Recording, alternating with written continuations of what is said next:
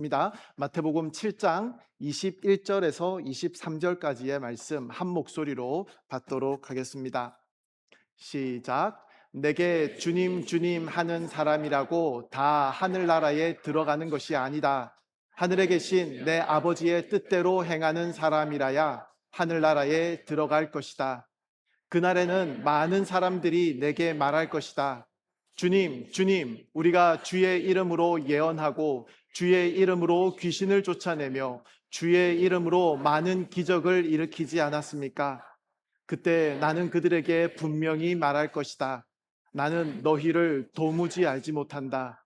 무법을 행하는 사람들아, 썩 물러가라. 아멘. 사랑하는 하나님, 감사합니다. 하나님 말씀을 우리에게 주시니 감사합니다. 참 무거운 말씀입니다. 두려움이 생길 수도 있는 말씀입니다. 하나님께서 우리의 마음밭을 잘 일구어 주시기를 간구합니다. 하나님 말씀이 잘 심겨질 수 있도록 도와주시고 이 말씀을 통해서 우리에게 주고자 하시는 하나님의 마음, 하나님의 뜻을 오늘도 발견하며 주님께 영광 올려드리는 이 예배의 시간 될 수 있도록 주님 함께하여 주시옵소서. 이 죄인은 가려주시고 하나님 말씀만이 우리 가운데 아름답게 드러나는 현장을 보며 주께 영광 올려드릴 수 있도록 주님 함께하여 주시옵소서. 감사합니다. 예수님 이름으로 기도합니다. 아멘. 자리에 앉으시기 바랍니다. 이 말씀을 준비하면서 참 마음이 힘들었습니다. 여러분 이 말씀을 방금 읽을 때에 여러분 마음은 어떠셨나요? 오늘 웃을 수 있는 그런 말씀은 아니겠구나라는 생각을 혹시 하면서 이 말씀을 읽으셨나요? 하나님 말씀은 참 다양한 표정으로 우리에게 다가옵니다. 우리가 잘 아는 시편 23편과 같은 그런 말씀은 우리 마음이 참 따뜻해지죠. 그리고 참 감사의 제목들이 넘치게 되는 그런 말씀으로, 그런 표정으로 우리에게 다가온다는 것이죠.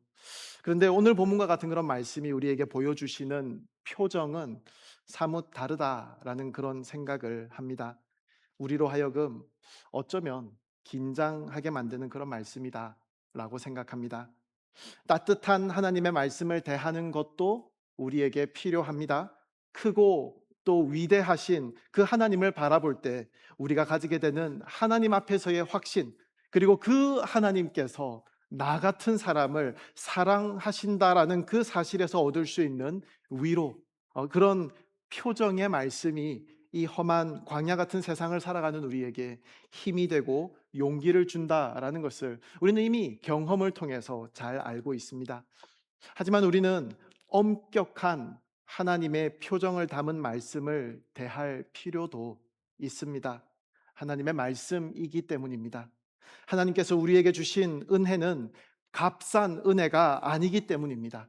분명 하나님은 사랑의 하나님이십니다. 그리고 이런 하나님의 엄격한 표정 뒤에는 분명 우리를 향한 한없는 하나님의 사랑이, 우리를 향한 하나님의 그 뜨겁고 간절한 마음이 담겨 있다라는 것을 우리는 알고 있습니다. 하지만 마치 우리 부모들이 필요에 따라서는 우리가 너무나도 사랑하는 자녀들임에도 불구하고 우리 그 자녀들에게 엄중한 표정을 지어야 할 때가 다가오듯이 우리도 하나님 말씀에서 묻어나는 그 엄중함을 확인해야 할 때가 있다라는 것입니다. 오늘 본문이 바로 그런 엄중한 하나님의 표정을 대하는 말씀이다라고 볼 수 있습니다. 오늘 우리에게 이 말씀을 주신 것은 이 말씀이 오늘 우리에게 필요하기 때문이라고 우리는 믿습니다. 하나님 말씀을 통해 우리에게 지어 보여주시는 그 엄중한 표정을 통해서 오늘 우리는 우리를 향한 하나님의 마음을 읽을 수 있어야 하겠습니다.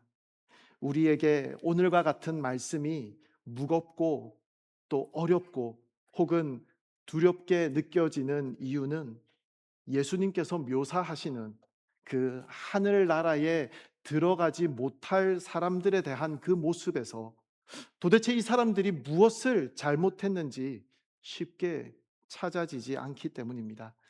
그리고 사실 더 두려운 것은 이 사람들의 묘사에서 우리의 모습이 보이는 것 같다는 생각이 들기 때문입니다. 예수님은 이 사람들을 어떻게 묘사하십니까? 먼저 우리는 예수님의 묘사에서 그들은 분명한 그런 신앙 고백을 가지고 있는 그런 사람들이었다라는 것을 확인할 수 있습니다.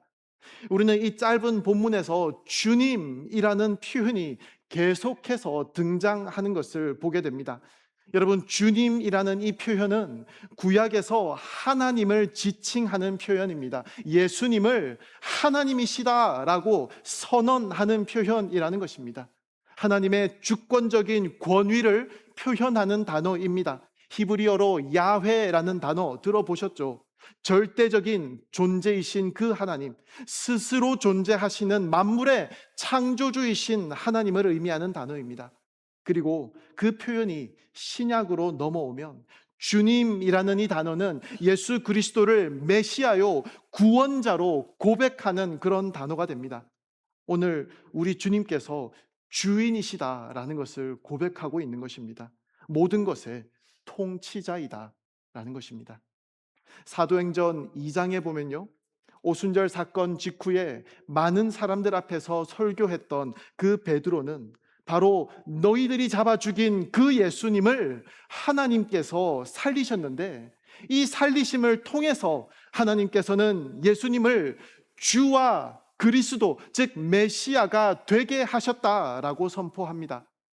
빌립보서에도 보면요, 하나님께서 십자가에 달려 죽으신 예수님을 다시 살리시고 그를 높여 모든 이름 위에 뛰어난 이름을 주신 것은 뭐라고 돼 있죠? 모든 입으로 예수 그리스도를 주라고 시인하게 하셔서 하나님 아버지께 영광을 돌리게 하시려는 것이다 라고 말씀합니다.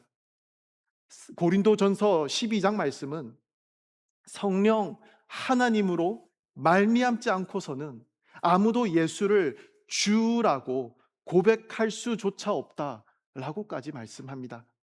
사랑하는 여러분, 예수님께서 우리의 주님이 맞으십니까? 그렇게 고백하십니까? 성경은 우리가 예수님을 주님으로 고백해야 한다라고 말씀합니다. 예수님을 향하여서 주님, 주님 하는 것이 결코 잘못된 것이 아니라는 것입니다. 심지어 성령께서 역사하지 않으면 우리는 예수 그리스도를 주님으로 참되게 고백할 수 없다고 그렇게 말씀하고 있습니다. 그런데 그렇게 예수님을 주님으로 고백하는 사람이라고 해서 다 하늘나라에 들어가는 것이 아니란, 어쩌면 참으로 충격적일 수 있는 그런 말씀을 오늘 예수님께서는 우리에게 주십니다.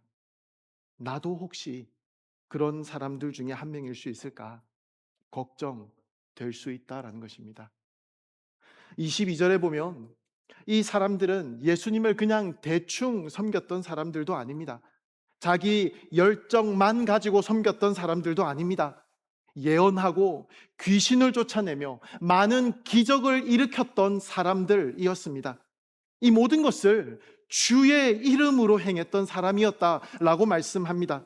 여기서 예언한다라는 것은 하나님 말씀을 가르치고 선포하는 것을 의미합니다. 하나님 말씀을 맡은 사람들이 하나님 말씀을 전할 때에 주의 이름으로 전했다라고 말씀합니다. 그렇게 해야 옳은 설교자이지 않습니까? 주의 이름으로 귀신을 쫓아내며 많은 기적을 일으켰다라고 말씀합니다. 이것은 예수님께서 이 땅에서 행하셨던 그런 사역들입니다. 그런 엄청난 역사들이 일어나는 순간에도 그 어떤 누구를 내세우는 것이 아니라, 이런 일을 행하는 사람이 드러나는 것이 아니라 예수님의 이름이 이 모든 역사들에 나타났다라는 것입니다. 여러분, 그렇지 않습니까? 우리가 설교 말씀을 들을 때에도 그 설교자가 기억에 남고 그 설교의 예화에 사용된 주인공이 우리 기억에 남는다면 그것은 철저하게 실패한 설교입니다. 예수 그리스도, 우리 주님의 이름이 기억되는 그런 설교여야 합니다. 그 어떤 사역에 대해서도 헌신한 사람의 이름, 가장 많이 땀을 흘린 사람의 이름, 다른 그 어떤 부수적인 것들이 우리 기억에 남는 것을 우리는 원하지 않습니다. 오로지 우리 구주 예수 그리스도의 이름이 우리 가운데 드러나며 기억되어야 할 것입니다. 우리 사역과 헌신의 이유와 동기와 방향과 목적이 모두 예수 그리스도여야 한다라는 것입니다. 골로새서 3장은 말씀하죠. 말이든 일이든 무엇을 하든지 그 모든 것을 주 예수의 이름으로 하고 그분을 통해 하나님 아버지께 감사하십시오. 주 예수의 이름으로 하라라고 하나님 말씀이 우리에게 말씀합니다. 그리고 오늘 본문 22절에 나오는 이 사람들은 주의 이름으로 이 모든 것들을 했습니다. 어쩌면 우리가 닮기 위해서 노력해야 할 만한 사람들로 보이기도 합니다. 그런 기준으로 본다면 오늘 본문에서 예수님께서 설명하시는 그날에 예수님께서 도무지 알지 못한다고 말씀하시는 그 무법을 행하는, 불법을 행하는 사람들이 도대체 무엇을 잘못한 것인지 우리는 쉽게 알아차릴 수가 없습니다. 혹시 나는 그런 사람이 아닌지 충분히 두려워질 수 있는 그런 말씀 앞에 오늘 우리가 서 있다라는 것입니다. 여러분 어떻습니까? 예수님께서 오늘 본문에서 묘사하는 그런 사람들이 나는 절대 아니야 라고 자신 있게 말할 수 있습니까? 어떤 사람들은 오늘 본문과 같은 말씀을 보면서 이것 보라고, 우리가 구주 예수님을 믿는 것만으로는 충분하지 않다라고 설명하려고 합니다. 예수님께 주님, 주님이라고 하는 사람이라고 해서 다 하늘나라에 들어가는 것이 아니라고 그렇게 말씀하지 않았느냐고. 하늘에 계신 내 아버지의 뜻대로 행하는 사람이어야 하늘나라에 들어갈 수 있는 것이라고. 다시 말해서 예수님을 반드시 믿어야 하는 것은 맞는데 믿는 것뿐만이 아니라 하나님의 뜻대로 행하는 것이 있어야지만 천국에 들어갈 수 있다라고 설명하려고 합니다. 여러분 만약에 이것이 사실이라면 이것이 어떤 의미가 되냐면 내가 예수님을 믿는데도 불구하고 나의 행함의 부족함으로 인해서 천국에 갈 수가 없는, 지옥에 떨어질 수가 있다라는 그런 의미가 됩니다. 그렇지 않습니까? 결국 나의 구원은 내가 예수님을 믿느냐에 달려 있는 것이 아니라 내가 얼마만큼 행하였느냐에 달려 있다라는 의미가 됩니다. 나의 구원이 예수님의 보혈의 능력, 그 보혈의 은혜에 달려 있는 것이 아니라 나의 실천의 정도에 달려 있다는 의미가 됩니다. 여러분 이것이 얼마나 위험한 생각인지 모릅니다. 만약에 그런 주장이 사실이라면 예수님 옆에 달렸던 그 죄수 중 한 명에게 예수님께서 약속하셨던 내용이 있죠. 내가 진실로 네게 말한다. 오늘 내가 나와 함께 낙원에 있을 것이다 라는 그 약속은 거짓말이 되어버립니다. 그 죄수는 예수님에 대해서 그의 믿음을 고백한 것을 제외하고는 아무것도 행한 것이 없었기 때문입니다. 하지만 예수님은 그 죽음을 앞두고 두려움에 빠진 그 죄수를 단순하게 위로하기 위해서 하신 말씀이 아니라 참으로 그 죄인을 예수님에 대한 그의 믿음 하나만으로 구원하셨기 때문에 그렇게 약속할 수 있었던 것이었습니다. 사랑하는 여러분, 오늘 말씀의 중요한 가르침에 대해서 논하기 전에 이것 하나는 분명하게 할 수 있기를 원합니다. 이미 우리가 다 알고 고백하는 내용이지만 다시 한번 확인하고자 합니다. 갈라디아서 2장은 분명하게 우리에게 말씀합니다. 그러나 사람이 의롭다라고 인정받는 것이 율법의 행위로서가 아니라 예수 그리스도를 믿음으로 되는 것을 알기에 우리도 그리스도 예수를 믿었습니다. 이는 우리가 율법의 행위로가 아니라 그리스도를 믿음으로써 의롭다고 인정받으려는 것입니다. 율법의 행위로는 어떤 육체도 의롭다 인정받을 수 없기 때문입니다. 여러분, 아담과 하와가 저 에덴 동산에서 하나님의 말씀에 불순종한 그 이후로 이 땅을 살아간 모든 인류는 그 행위로는 더 이상 하나님 앞에서 의롭다 하심을 얻을 수 없다라고 성경은 단언합니다. 왜 그렇습니까? 모든 사람이 죄를 범하였기 때문이다 라고 말씀하죠. 그래서 하나님의 영광에 그 누구도 이르지 못한다 라고 말씀합니다. 거룩하시고 아무 흠이 없으시고 완전하신 하나님 앞에 서기 위해서는 우리에게도 아무런 흠이 없어야 하는데, 우리의 행위를 통해서는 그 어떤 사람도 하나님의 완전한 기준에 미치지 못한다라는 것입니다. 그렇다면 무엇이 우리를 의롭게 합니까? 예수 그리스도입니다. 구약의 제사제도에서 그 제물로 드려지는 동물이 죄인을 대신하여 죽어야 했던 그 그림이 가리키는 것은 우리에게 미쳐야 했던 우리 죄에 대한 형벌을 우리 대신에 다 짊어지셔서 우리 대신에 그 형벌을 다 받으신 예수님의 그 대속의 죽으심을 가리키는 것이다 라는 것을 우리는 믿습니다. 그 죽으심으로 말미암아 우리에게는 죄 용서의 길이 열렸다라는 것입니다. 우리에게는 아무런 의가 없지만 나를 대신하여 죽으신 예수님의 그 의가 나의 것이 되어서 우리는 이제 하나님 앞에 설 수 있는 의롭다라고 칭함받은 그런 존재가 되었다는 것입니다. 이것은 나의 행함을 통한 나의 의가 아니라 철저하게 예수 그리스도의 순종을 통한 예수님의 의 때문이다 라는 것입니다. 그 예수님의 의가 나에게 전가되어서 나도 의롭다고 칭하여 주신다 라는 것입니다. 여러분, 나의 행함이 더 할 수 있는 것은 아무것도 없습니다. 그러니 나를 위해 죽으신 그 예수님을 믿음으로, 오직 그 믿음만으로 우리는 구원에 이르는 것이지, 그 믿음 위에 어떤 행위를 더해야만 한다라는 그런 주장은 예수님의 의가 나를 구원하기에 충분하지 않다라는 것을 의미하는 것이죠. 예수님의 그 십자가 죽으심이 부족하다라는 것을 의미하는 말이 됩니다. 자, 그렇다면 오늘 말씀은 우리가 어떻게 이해해야 합니까?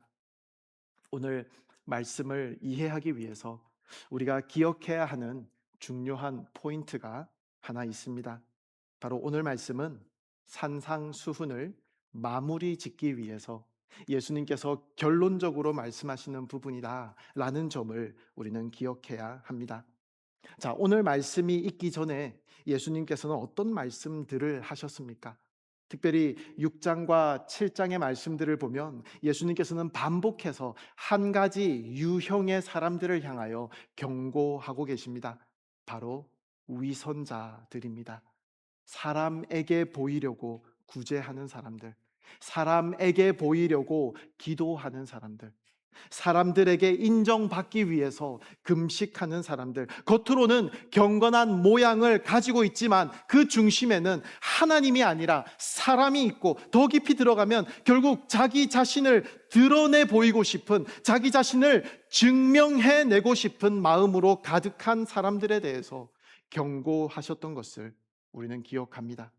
예수님이 그런 사람들을 향하여서 위선자라고, 외식하는 사람들이라고 강하게 책망하셨던 것을 우리는 기억합니다. 우리는 그 흐름 속에서 오늘 말씀을 보면 예수님께서 경고하시는 그 대상이 어떤 사람들인지 분명하게 알 수 있습니다. 여러분, 오늘 본문은 단순히 믿지 않는 사람들에 대한 말씀이 아닙니다.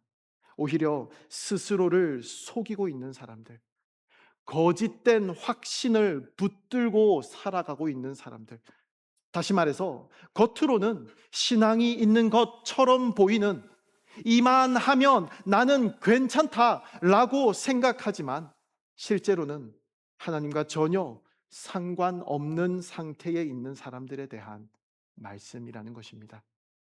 여러분, 이 사람들은 무엇이 문제였습니까? 이 사람들은 분명히 많은 것들을 했습니다. 주의 이름으로 섬겼습니다. 주의 이름으로 사역했습니다. 주님의 이름으로 헌신했습니다. 결코 평범한 신앙인의 수준이 아니었다라는 것입니다. 그런데도 예수님은 그들을 향해서 나는 너희를 도무지 알지 못한다. 무법을 행하는 사람들아, 불법을 행하는 사람들아, 썩 물러가라. 사랑하는 여러분, 그들의 문제는 행위의 부족함이 아니었습니다. 행위의 방향도 겉으로 보기에는 전혀 문제가 없어 보였습니다.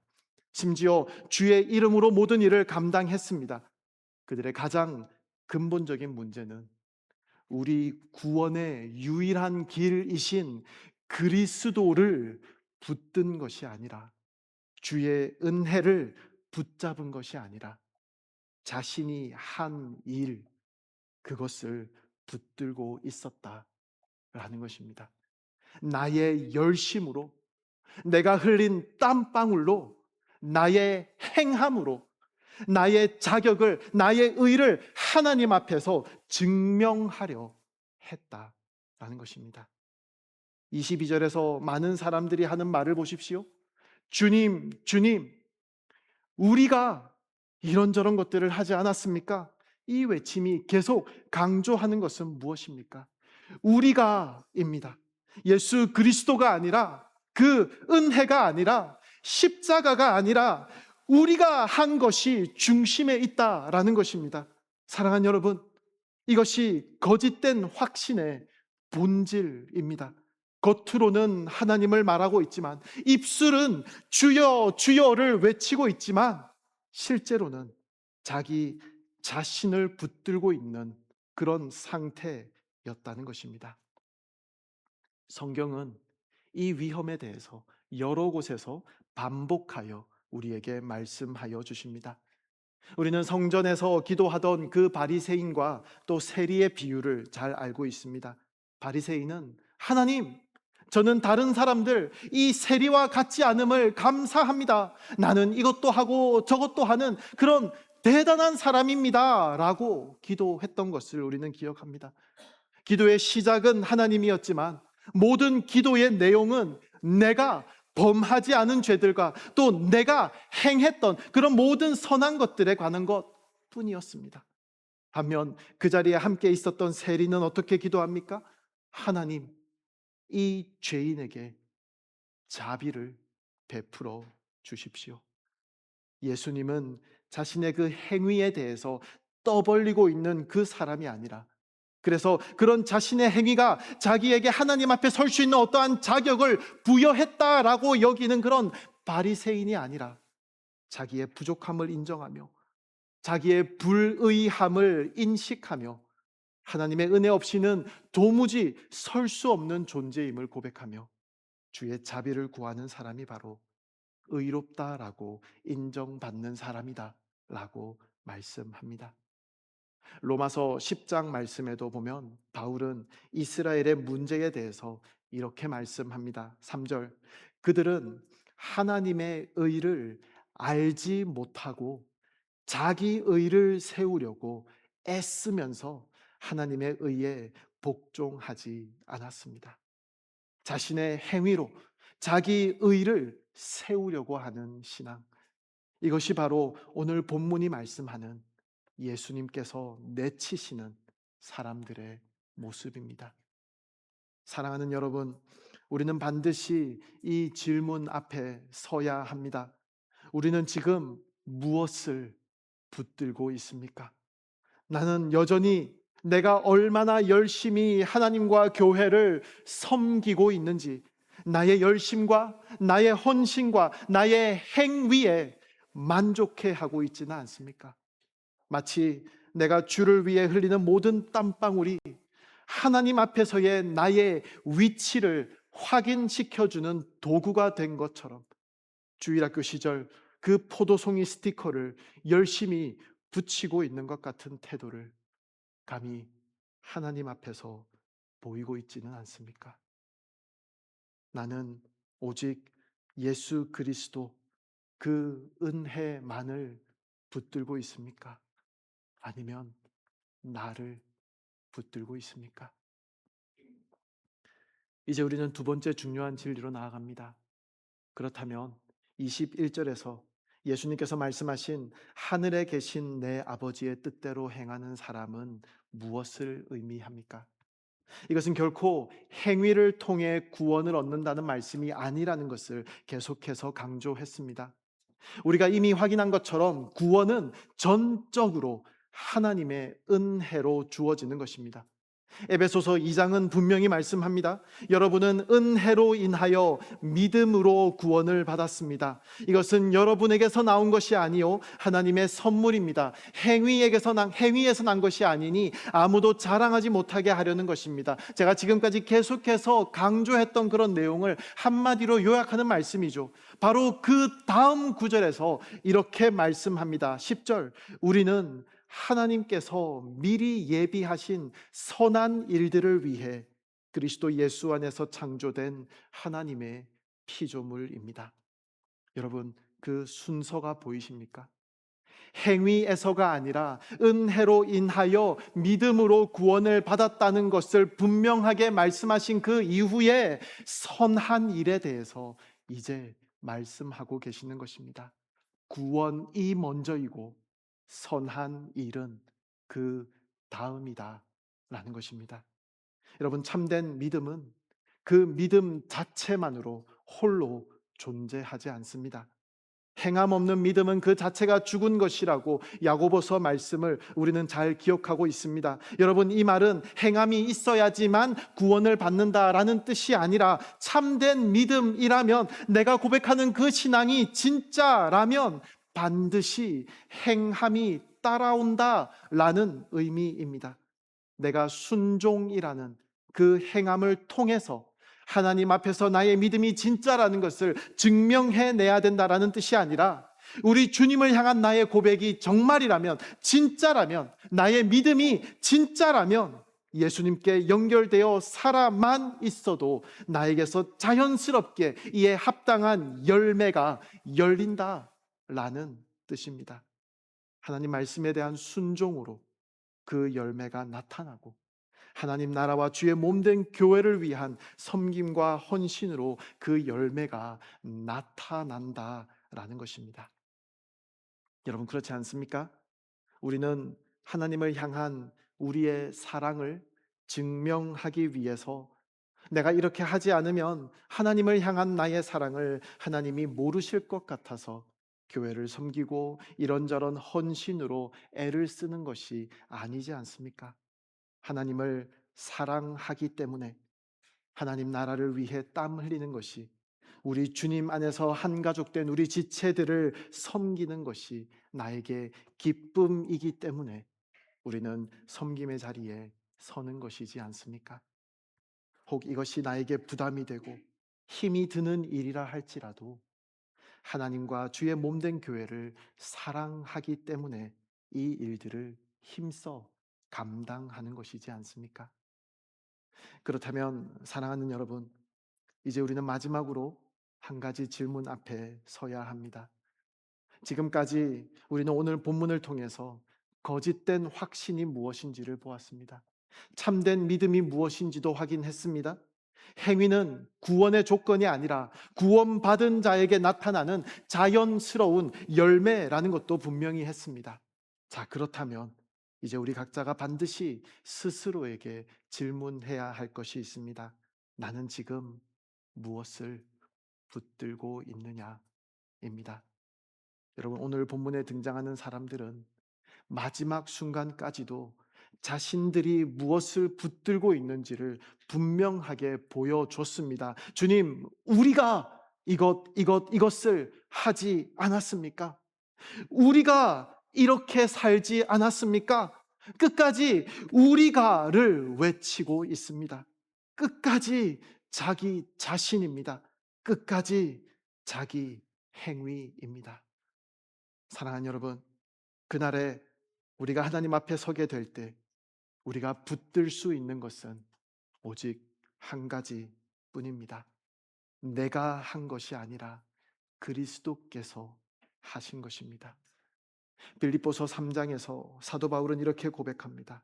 내가 가진 의는 율법에서 난 의가 아니요 그리스도를 믿음으로써 얻는 의 곧 믿음으로 인해 하나님께로서 난 의입니다. 여러분, 바울은 무엇을 붙들고 있습니까? 자신이 평생 쌓아온 그런 종교적인 그런 업적이 아니라 오직 그리스도를 붙들고 있습니다. 사랑하는 여러분, 우리는 무엇을 붙들고 있습니까?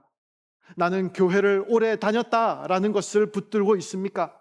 나는 열심히 봉사한다라는 것을 하나님 앞에서 나의 위치를 가늠하는 척도로 붙들고 있지는 않습니까? 나는 다른 사람들보다 더 낫다라고 생각하는 그 어떠한 기준을 붙들고 있지는 않습니까? 아니면 정말로 예수 그리스도만을 붙들고 있습니까? 여러분, 오늘 말씀은 우리를 무너뜨리기 위한 말씀이 아닙니다. 우리를 좌절하게 하기 위한 말씀이 아니라는 것입니다. 오히려 우리를 속이고 있던 거짓된 확신을 깨트리고 참된 확신으로 인도하기 위한 말씀입니다. 그 확신은 나의 행위에서, 나의 열심과 나의 헌신에서, 내가 흘리는 땀의 양에서 오는 것이 아니라 오직 예수 그리스도의 그 십자가에서 오는 것입니다.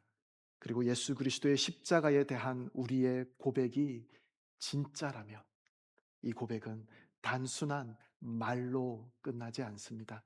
우리의 삶을 바꾸고 우리의 방향을 바꾸고 우리의 사랑을 바꿉니다. 우리는 다만 예수 그리스도와의 연합 안에서, 예수 그리스도와의 그 친밀한 교제 안에서 살아만 있으면 됩니다. 순종과 헌신과 사랑의 열매는 예수님을 붙들고 있는 우리에게서 자연스럽게 맺히게 될 줄로 믿습니다. 함께 찬양하며 나아가기를 원합니다.